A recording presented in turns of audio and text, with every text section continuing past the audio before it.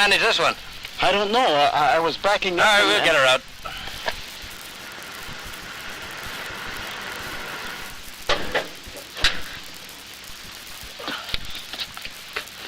Now, do you want to get inside now? Just a minute.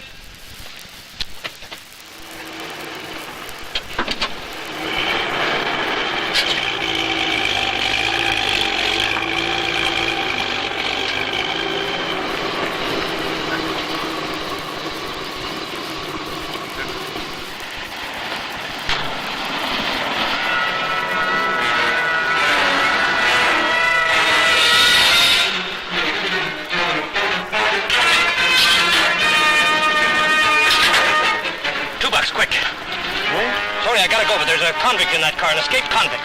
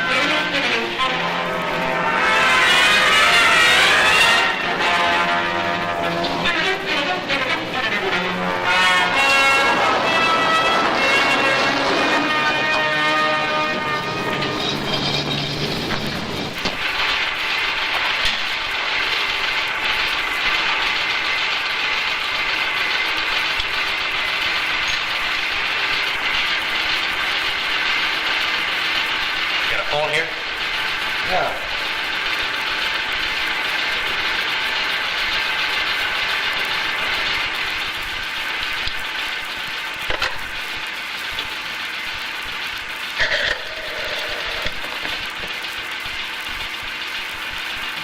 Operator, this is an emergency. Get me the police.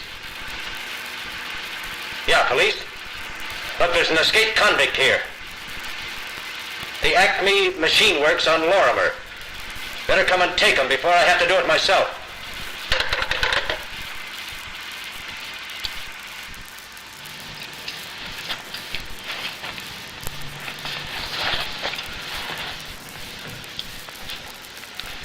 You're making a big mistake, mister. Oh, no, Faber. You made it. Come on, give a guy a break, can't you?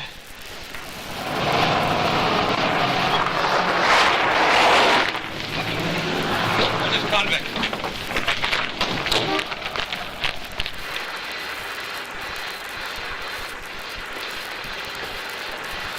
Here he is. Joe Faber. Got your ticket, Joe? Yeah, sure. Want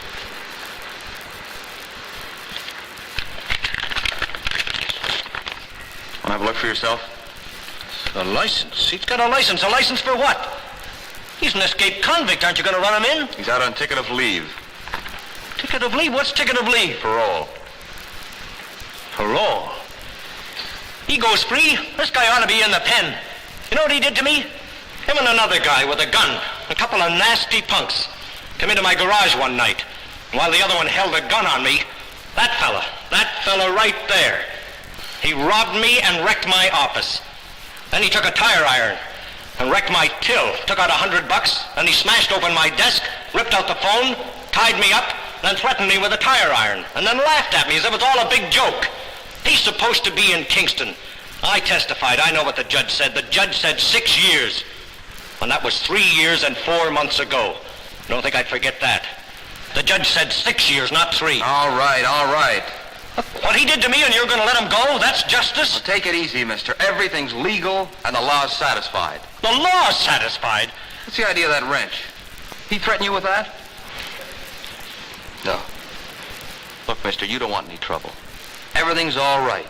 Now, why don't you just go on about your business and leave this to us, okay?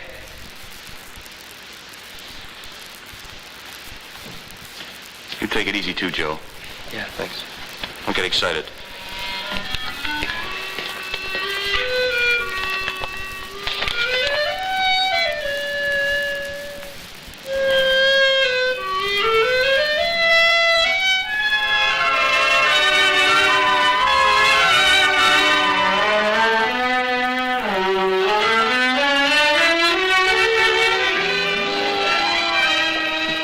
want to see the manager. I'm the manager? Well, you know you have a criminal working for you? You mean Joe Faber? Yeah, I mean Joe Faber. Is it any of your business? You mean you want a convict working here? A guy who's got 3 years coming to him in the pen except for some crooked lawyer that got him out? No lawyer got him out. He's on parole. He reports to the police. He's been doing a good job for me. And it's none of your business. Oh, yes, it is my business. I'm the guy who was robbed. Oh, I see. Well, I see how you feel. Now, look, before you do anything more, why don't you find out what's going on? Just what I'm going to do. See, Bill Dexter at the John Howard Society. They're in the book. Joe's not going to run away. He's not free to do that. But I think you'll feel better about this if you talk to Bill Dexter. So? You don't want to make any mistakes. Everybody's on the side of this hoodlum. Even the cops. I'm robbed, the crook goes free, and I'm the guy who's in the wrong. Well, we'll just see about this.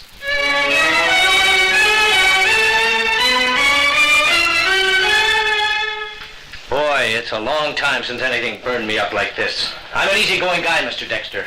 But when I see something that really smells, I get good and mad and I do something about it. Sit down, Mr. Bonner. And I don't forget easy when some guy wrecks my place of business, steals my money, threatens me with a gun and a tire iron, scares the life half out of me, then laughs at me while he's doing it. Mr. Bonner, sit down, won't you? Mr. Bonner.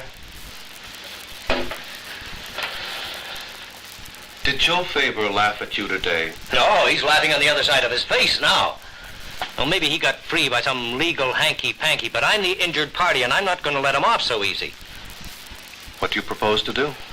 Not much, I suppose. But I can make sure that every place he tries to work or live in this town, people find out about it and can watch out for him. Yes, you could do him a lot of damage that way. You might even send him back to prison. It's where he belongs. Only he won't go back to prison unless someone is injured, the way you were injured. And I think it would be better if that didn't happen, don't you, Mr. Bonner? You mean, now he's the nice, sweet little Sunday school boy, and I'm the rat for driving him back to crime. Look, I'm not going to interfere with anybody who wants to live like a decent human being as long as he's paid for what he's done. But Joe Faber hasn't paid for it. If it's going to be that easy for criminals, what's to stop him or somebody else from holding me up any time he feels like it? But no wonder there's so much crime. The amount of crime down through recorded history has been fairly constant, but after thousands of years it would seem obvious that punishment and revenge only have consistently failed to deter crime. Then lock him up where he can't hurt us. Do you want this fella's whole life for what he did to you? No, that's what we pay a judge for, and the judge said Faber owed me 6 years. What do you think we have judges for? What seems to be escaping you, Mr. Bonner, is that Joe Faber is still serving his time and will continue to do so until his 6 years are up. On the outside? On the outside. There are only 3 ways to leave prison. One is to die, and very few men die in prison. Another is to serve your sentence, then be set free, to go where you want to go, do what you want to do, with no easy way to earn a living except through crime. The third way is what the law is trying to do with Joe. What are you trying to do, make him grateful? What did he do? Cry and say, I was a bad little boy and if you let me out, I'll not do it again? Do you fall for that? Mr. Bonner, we make it a rule not to discuss our clients, but as you seem to be part of Joe's case already, perhaps it would be better for him if I were to tell you how Joe came to be on parole. Well, that's what I'm trying to find out. The Joe Faber you saw today is quite different from the 19-year-old tough who laughed while he robbed you 3.5 years ago. That Joe Faber had a sneer for what he considered the enemy, the arresting officers, and smiled as he heard the verdict of the jury and sentence of the judge. His life had become a mounting progression of joyriding and car theft, of breaking and entering, of reformatory, and now the holdup and penitentiary. He was no dull-witted young innocent led astray by some older criminal. He himself was the leader in his escapades. Restless, hostile, intelligent, convicted of armed robbery. A bad boy and responsible for his actions.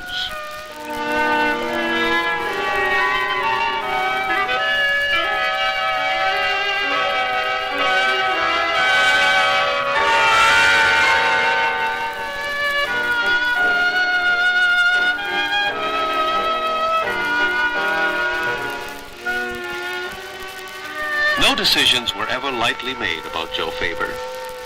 The beginning of any prisoner's career is discussed by specialists of the classification board at Kingston Penitentiary. Deputy warden, 2 prison padres, classification officer, education officer, psychologist, chief trade instructor, chief keeper. 19, and his first penitentiary offense. Does Faber belong here or down the road at Collins Bay? This boy used a gun, and he also has a chip on his shoulder. I think he should be kept here under close supervision for a few months until we see how he makes out. What do you say? He is reasonably normal, good intelligence. No psychiatric treatment is indicated. I've been talking to him, and I think there's some hope in his case. Faber's had a high school education and seems to have done well with it. I encourage him to take an extension course and receive individual study from Queen's University if he's up to it. Something he does have. He tests high in mechanical aptitude. It might work out very well for him to take this kind of training at Collins Bay. Yes, that seems to be indicated all right.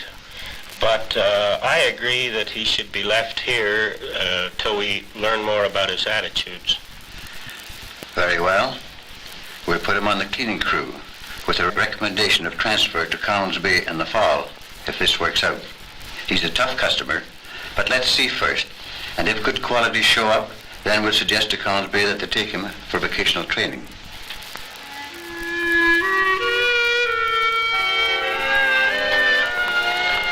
Janitor. They made me a janitor. Isn't there anything better to do around here than push a broom?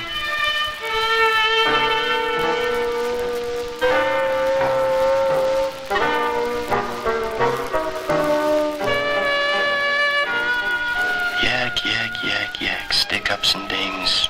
Is that all they gotta talk about around here?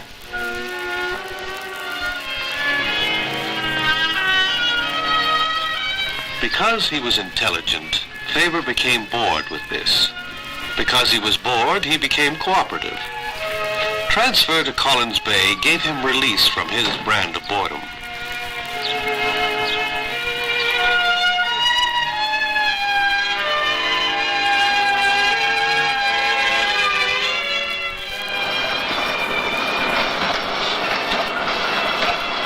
His purpose, hard work to overcome boredom. His result, a trade learned, and to his own surprise, pride in his trade. It was in his 3rd year that the idea of a ticket came home to Joe. Attention, gentlemen. This is Mr. McAllister from the John Howard Society. He's here to tell us about some of the problems we'll meet when you get out. As you know, we're available to help you with those problems if you want us to. Here are some of them. Many of the difficulties you left behind you will be waiting for you where you left them. Family problems, debts, and so forth. What about a ticket of leave? Yeah, what about it? You want to talk about ticket of leave? Sure. Who do you have to know to get a ticket? Well, it doesn't make any difference whether you know anybody or not. A ticket is a license that allows you to be on the outside, providing you follow certain conditions and providing you qualify. Do you have to have a job? Now, you wouldn't be denied a ticket on that alone, but a job lead now may pay you well after you get out. You mean anybody can apply? You don't need no pull? Now, anyone can apply, but if you want a ticket, you have to prove you're entitled to it. The remission service will investigate, and if your record here seems to justify it, if they consider that the time and circumstances are right, your application will be seriously considered.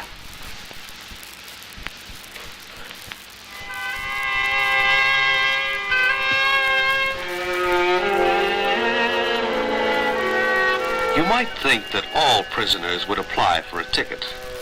But in talking amongst themselves, they have a variety of opinions. Ticket's a nuisance. Guys snooping into your life. Cops keeping tab on you. Supervisors. Better to do your full time and be free to run your own life the way you want. You want to be supervised all the time? We're supervised now, ain't we? I'll take a ticket if I can get it. As soon as I hit half time, I'm going to apply. Joe had lots of time to study the arguments. Eventually, he came to his own personal conclusion.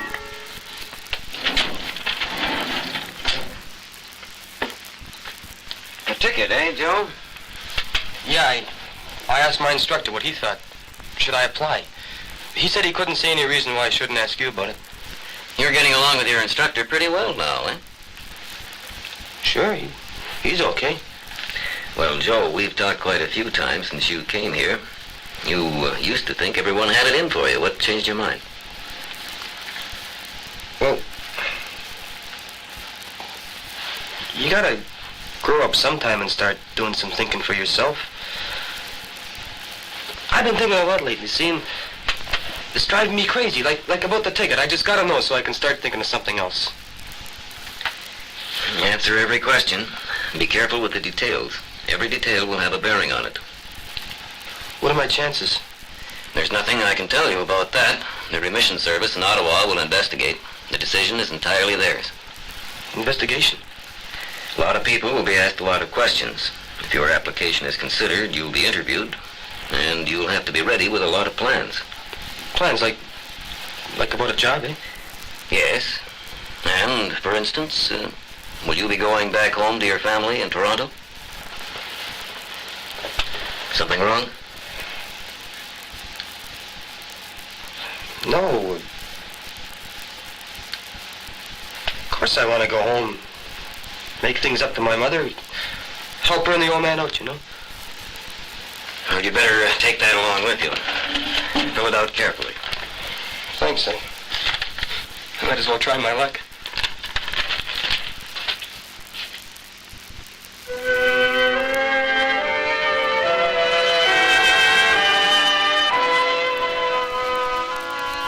The application was filed, and time drifted away into weeks. Joe Faber's mind was set on a new way of life, and a ticket was the means. The waiting was hard to take.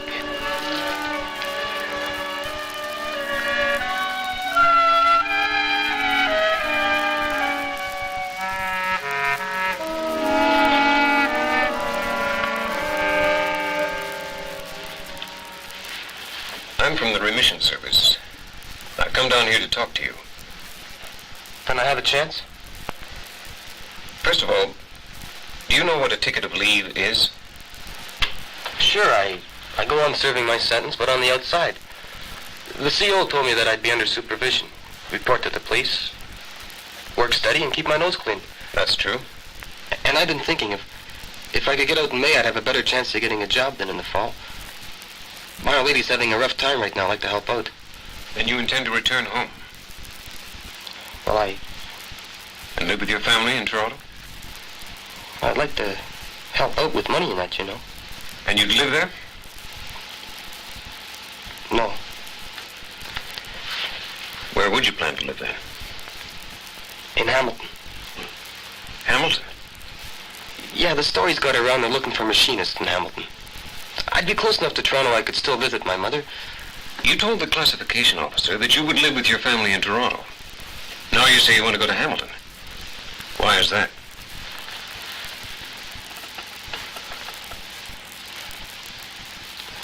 My stepfather don't like me. But that ain't it. My mother always worked hard making it easy for me. She made it tough for me to stand on my own feet, and that's what I got to learn whether you give me a ticket or not. I don't want no more trouble, and why should I make things tough for me, myself, living at home and dodging my old friends? If you go to Hamilton, can your family help you? Well, I have some money, and they say they will. My mother's got some clothes she's been saving for me. You'll need some hand tools for your work. Well, the CO said that John Howards would talk to me about that. How do you know it would be the John Howard Society? Well, I don't know. I just figured it'd be someone like that. Supervisors. That's one point I'd like to settle. What do you think of the John Howard Society as supervisors? Guy that comes here already suits me. How do you like working in the machine shop? That's a real change. Change? Yeah. I get sort of tired, you know, sitting around talking about scores and sex. I got a trade now. I got something else to talk about. Into that file was going the results of a painstaking search into the life and personality of Joe Faber, reaching prison officials, judges, magistrates, lawyers, social workers, anyone who had information, who had known Joe Faber. You mean he's gonna get out? See? What did I tell you? He didn't do it. When did he get out? You misunderstand me, Mrs. Martin. I have no information about that. The remission service has asked the John Howard Society to get certain information about his home situation. So that's You why... see, remission service. It was bound to happen. They found out. Joe's a good boy, a real good boy. All he did was take some cars to ride in. No son of mine would do anything really wrong. Well, you can help me with certain information. For instance, where did Joe work after he quit school? Oh, he started a job at Benson's, but he stopped that. That wasn't a good job, not for Joe. The hours, terrible hours, up at 6. All right for some people that like it, but I told him, Joe, you quit that job. That's not a good job, not for you, Joe. It was on your advice that he quit? Of course. Joe's a good boy. He paid attention. Like that girl business. Girl business? Oh, when he was 16, some girl got her clutches into him. Real tramp of a girl, lived uptown somewhere. I sized her up pretty quick, and I said, Joe, you listen to your ma. You don't have nothing more to do with that girl. I don't like her. Not for you, Joe. He took your advice? Of course he did. Didn't I tell you Joe's a good boy? Those fellas that were with him, they were after him all the time. They were the ones that stole cars. Joe didn't need to do a thing like that. Me and his stepfather, we looked after him. I'm glad you people found out the truth at last. When does he get out? This means you're going to try and get him out.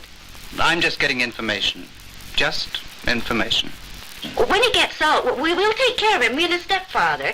Joe's a good boy. It was the other sister. It looked as though Joe Faber had sized up his home situation accurately. After further interviewing with Joe himself, the society indicated its willingness to accept supervision if he were to be released.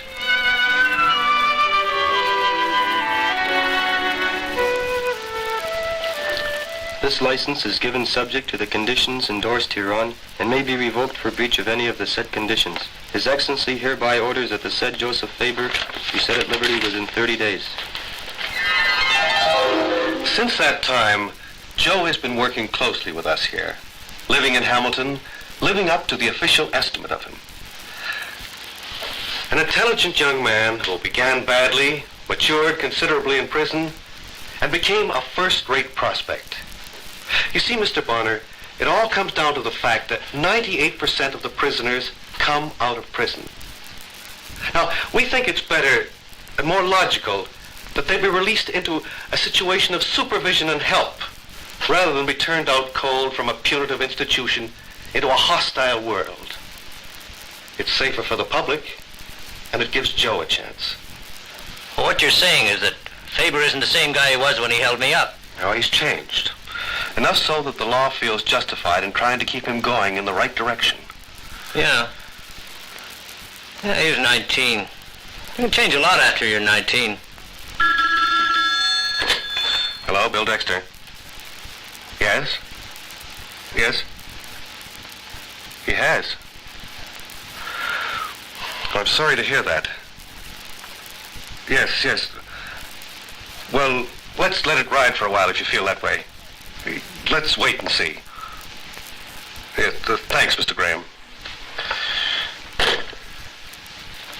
That was Faber's boss. Joe got pretty upset about what happened at the shop. He quit. Was he allowed to do that? Oh, yes. But he lit out. Graham went around to his lodgings. Joe's blown town. Couldn't that make him lose his ticket? Yes, it could. I thought that was what you wanted. I'll have to report this immediately to remission service.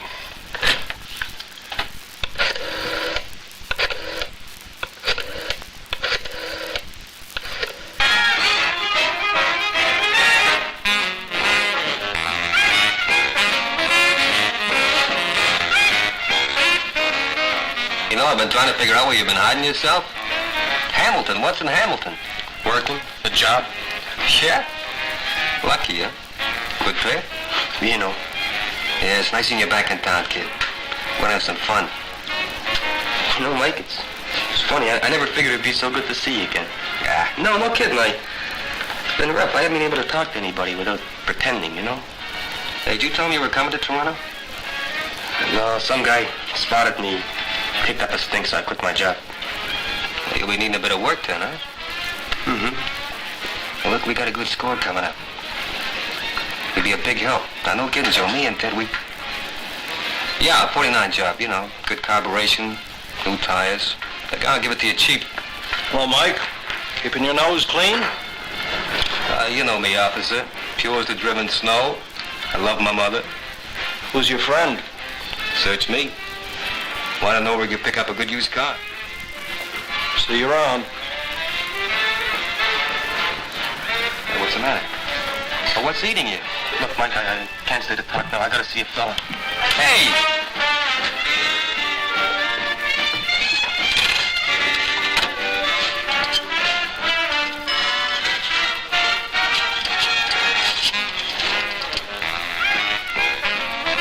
Hello, operator. I'd like to make a long-distance call to Hamilton, please.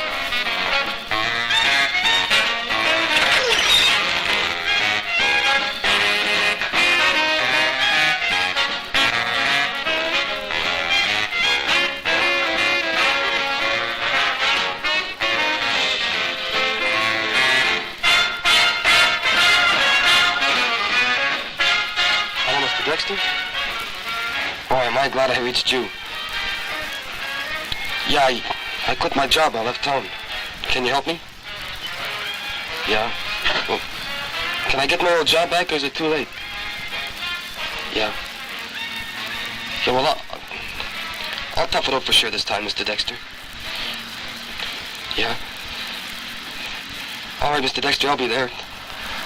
I'll be right back.